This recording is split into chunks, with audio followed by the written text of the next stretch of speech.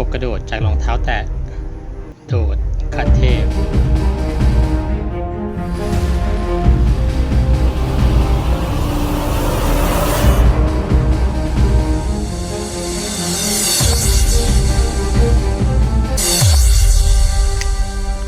ต้องตัดหัวก่อนนะครับ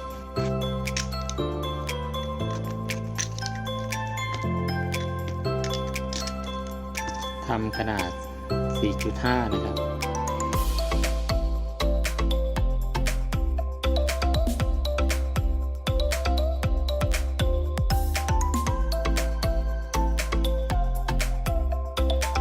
กว้างก็ 2.5 นะครับเผื่อหน่อย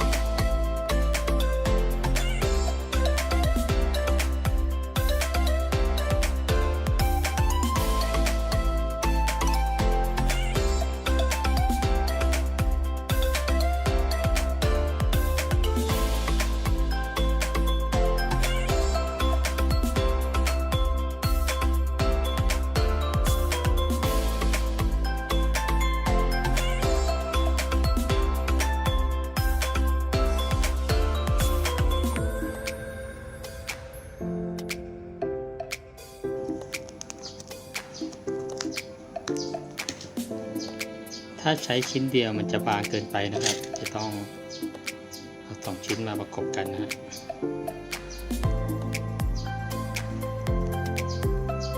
แบบนี้นะครับต้องใช้กาวนะครับ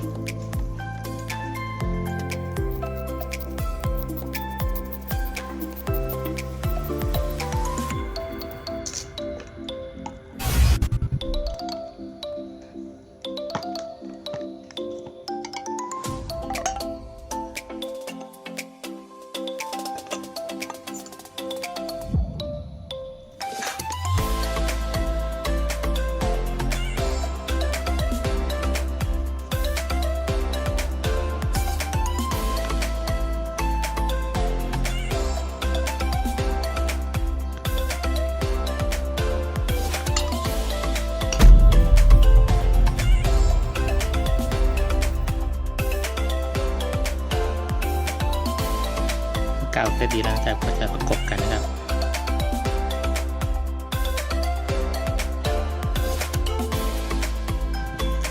ก็จะเริ่มวาดรูปทรงกบกระโดดนะครับ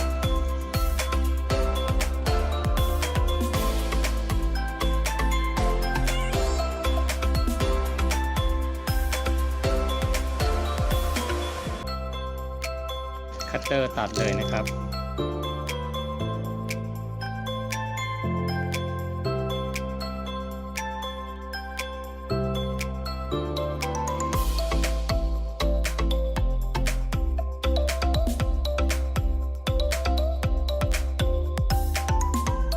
ตัดมุมบนออกเล็กน้อยนะครับ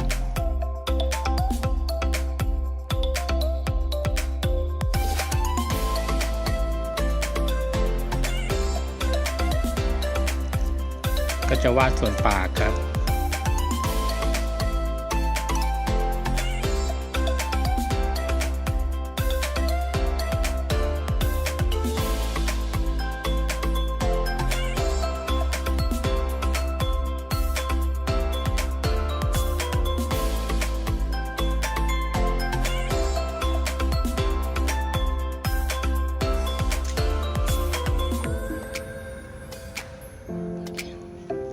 วาดส่วนหลังนะครับ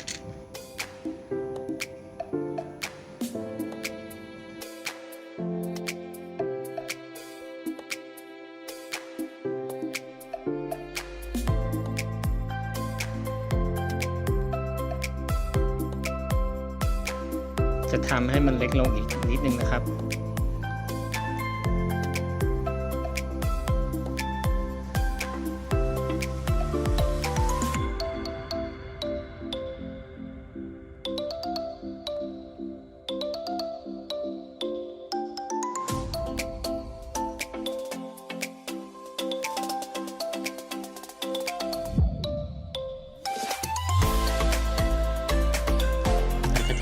เก็บรายละเอียดนิดหน่อย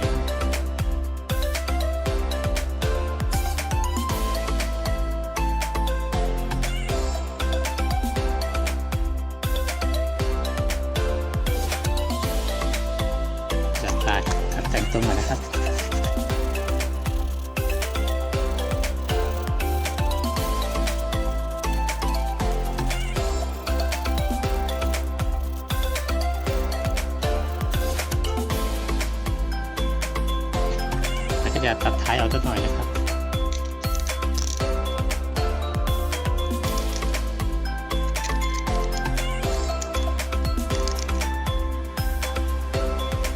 มันจะเป็นตรงนะก็จะลุกเปิดปากเลยนะครับ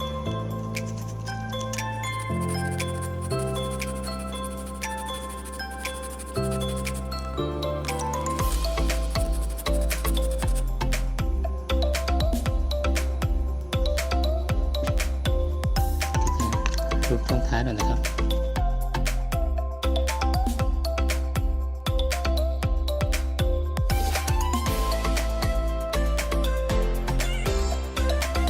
ต่อไปก็จะวางลวดนะฮะแล้วก็หาจุดถ่วงนะครับลวดจะเป็นขนาดผ้าตัด 0.8 นะครับ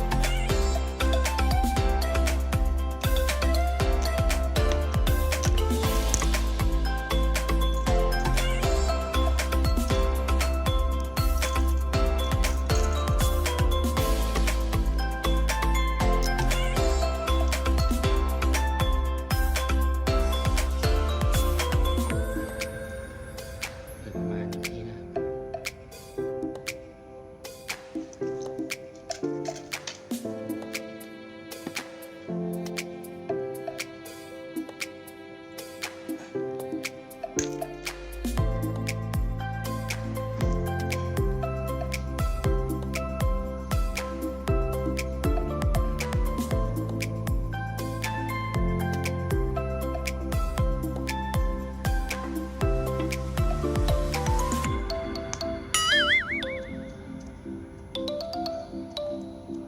ไม่ตรงนะครับเอาใหม่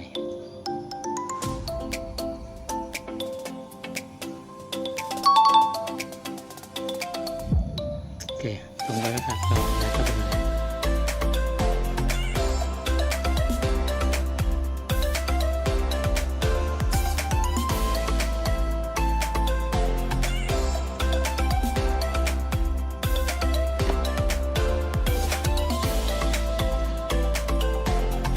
ท้ายหน่อยนะชุดท้ายนี่จะเผื่อให้จะปักผู้ด้วยนะครับ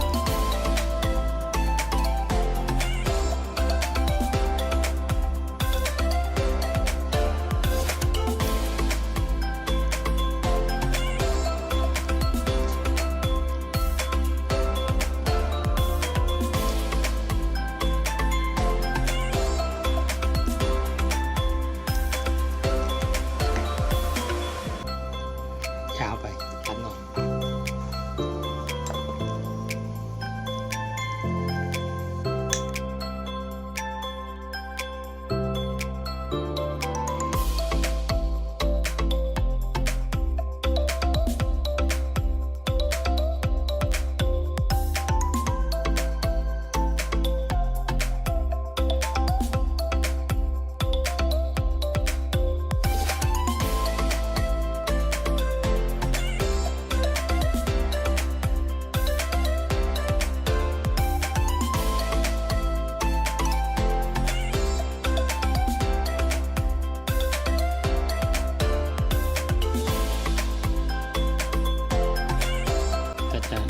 ตะกั่วใส่ก่อนนะครับนี่จะเป็น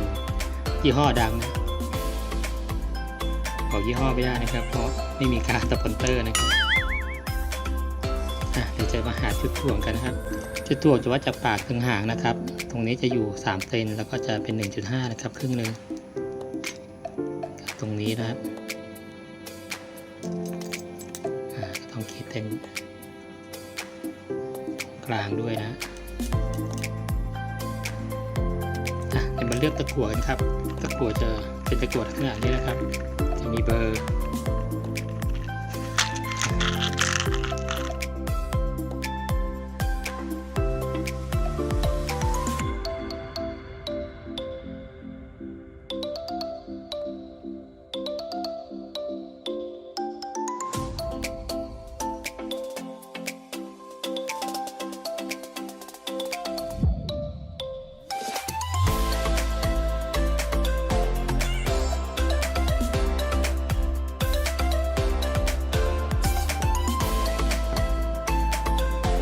เคนะครับตัวนี้ใช้ได้นะ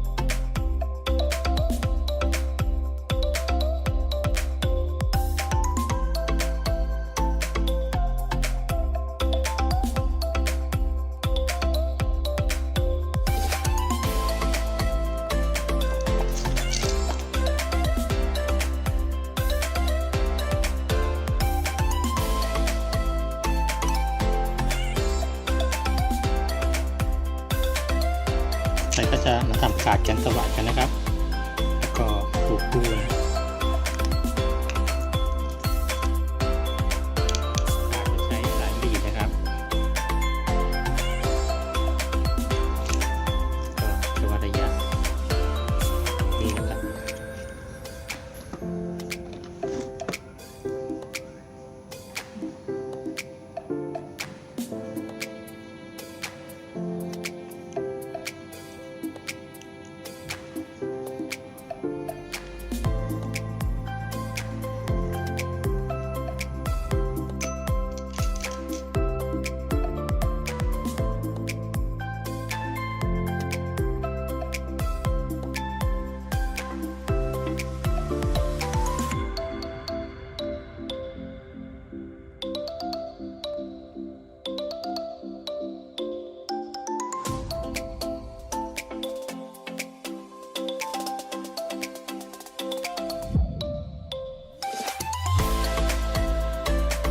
ด้วยสายบีดนะ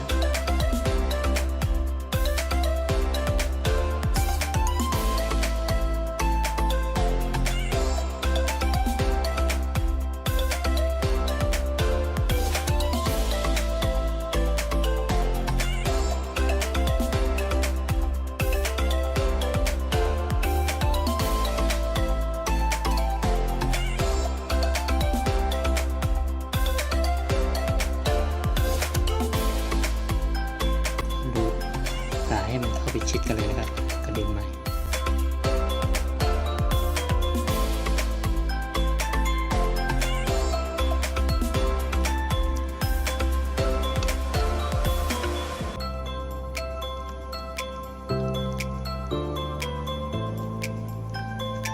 กาวนะครับหยอดติดเลยครับ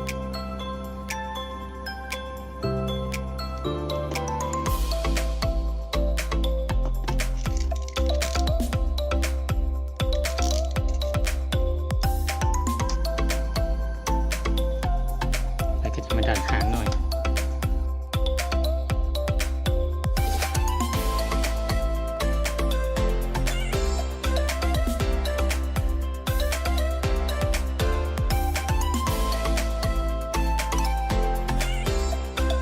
ต่อไปจะผูกคู่นะครับ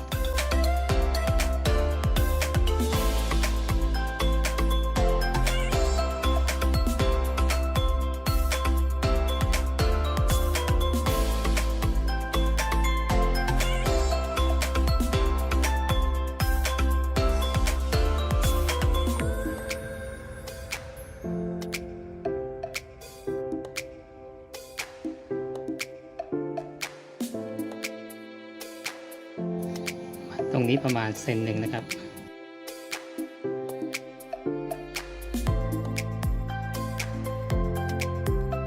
ใช้สาย PE เหมือนเดิมนะครับจัดคู่ให้ตรงแล้วก็วนไป2 รอบครับ1 2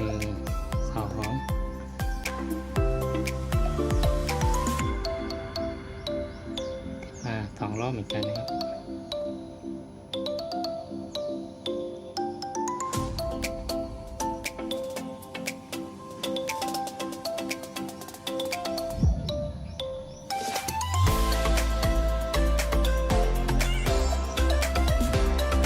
ดึงเลยนะครับ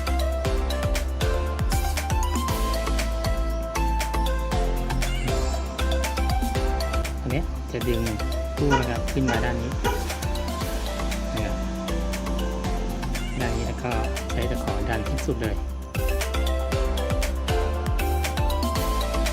แล้วเราก็ดึงให้แน่นนะ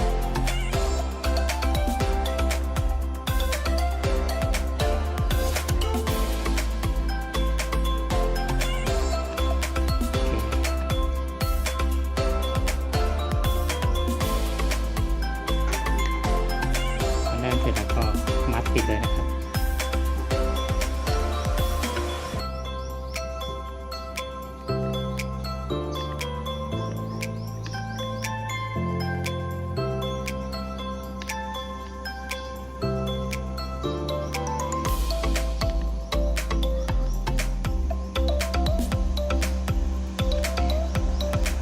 แค่นี้แล้วก็ตัดออก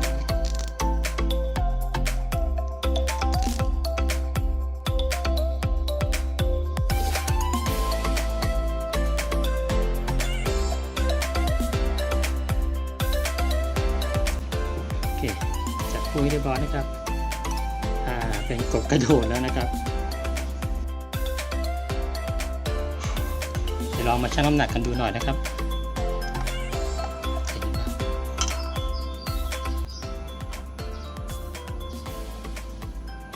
กบกระโดดรองเท้าแต่ก็7 กรัมนะครับตัวน้ำหนักใช้ได้เลยป่ะเดี๋ยวไปลองดูกันครับ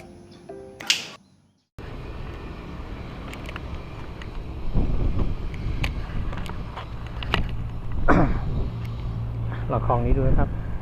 ปกติคลองนี้ไม่ค่อยตีอยู่แล้วนะ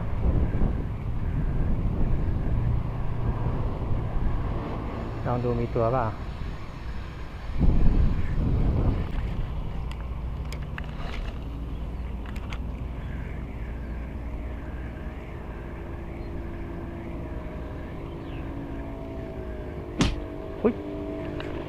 อยู่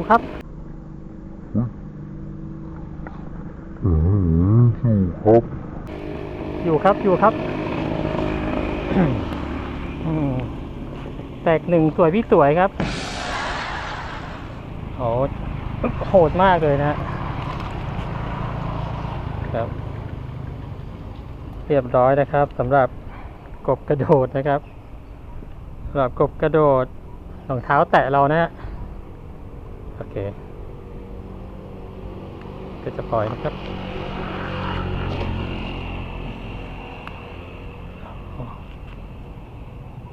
ครับสรุปแล้วกบกระโดดตัวนี้นะครับสับถี่มากนะครับเพราะว่าเหยื่อเบาแต่สับไม่หนักนะครับขอบคุณท่านที่ติดตามรับชมครับ